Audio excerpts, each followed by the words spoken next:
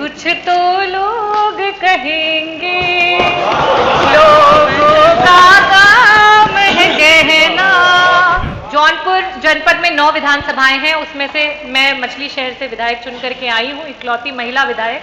बहुत सारे लोगों को ऐसा लगता है कि हम महिला के प्रतिनिधित्व में पीछे उसके चल रहे हैं। हम कैसे महिला के पीछे चल सकते हैं?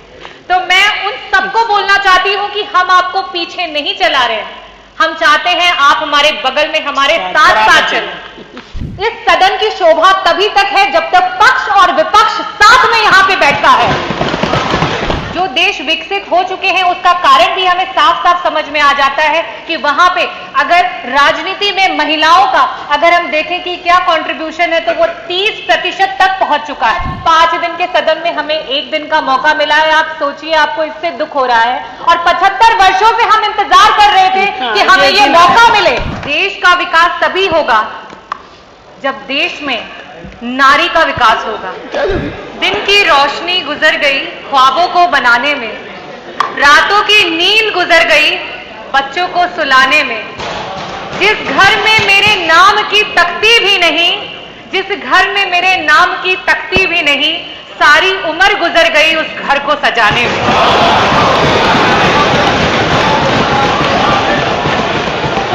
आदरणीय अध्यक्ष महोदय, आज आजादी के 75 वर्षों में पहली बार देश की सबसे बड़ी सदन उत्तर प्रदेश की सदन में सिर्फ और सिर्फ महिला विधायकों को बोलने का आपने अवसर दिया।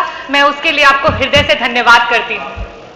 मैं धन्यवाद करना चाहूंगी समाजवादी पार्टी के राष्ट्रीय अध्यक्ष श्री अखिलेश यादव जी का, आदरणीय डिंपल भाभी का, जिनकी प्रोग्रेसिव सोच के कारण आज विपक्ष में होने के बावजूद भी अगर हम रेशियो निकाल लें तो जो महिला जनप्रतिनिधि हैं उनका रेशियो पक्ष के समान है।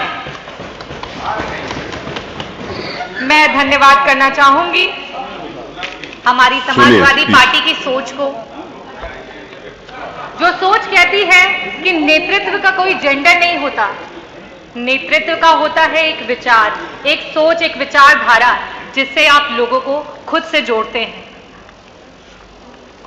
राम मनोहर लोहिया जी ने कहा था, देश का विकास तभी होगा जब देश में नारी का विकास होगा। जब नारी विकास करेगी तभी देश का विकास होगा। आज से कई सालों पहले जब अध्यक्ष जी, आप, मेरे पिता, उनके सहपाठी जब स्कूल में जाया करते थे तो वहां पे पढ़ाया जाता था कि 3 प्रकार के देश होते हैं, विकसित देश, विकासशील देश और अविकसित देश।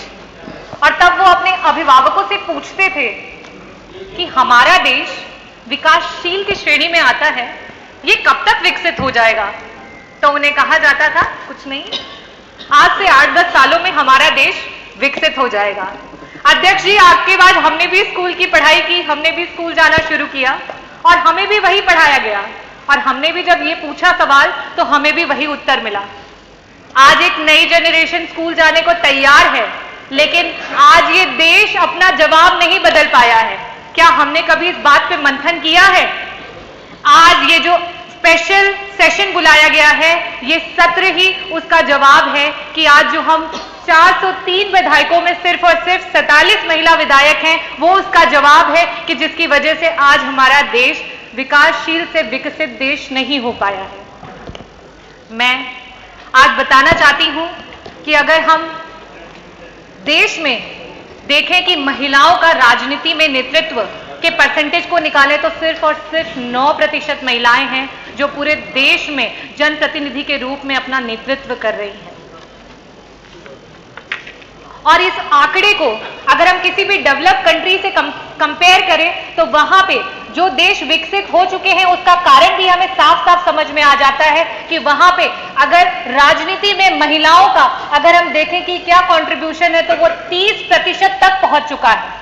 और हमें भी अब इस पे विचार करना जरूरी है और इस सदन के माध्यम से मैं आग्रह करना चाहूंगी कि महिलाओं को हर क्षेत्र में आरक्षण देने की जिम्मेदारी सरकार को उठानी चाहिए, इस प्रदेश को उठानी चाहिए और इस देश को उठानी चाहिए।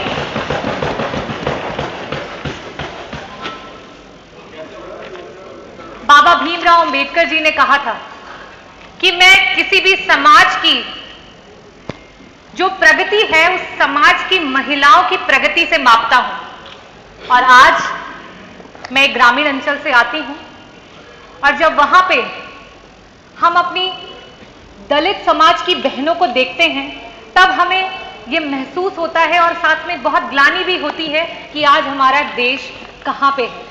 आज क्या कारण है कि हमारा देश आगे नहीं बढ़ पा रहा है, चाहे राजनीतिक क्षेत्र हो या सामाजिक क्षेत्र।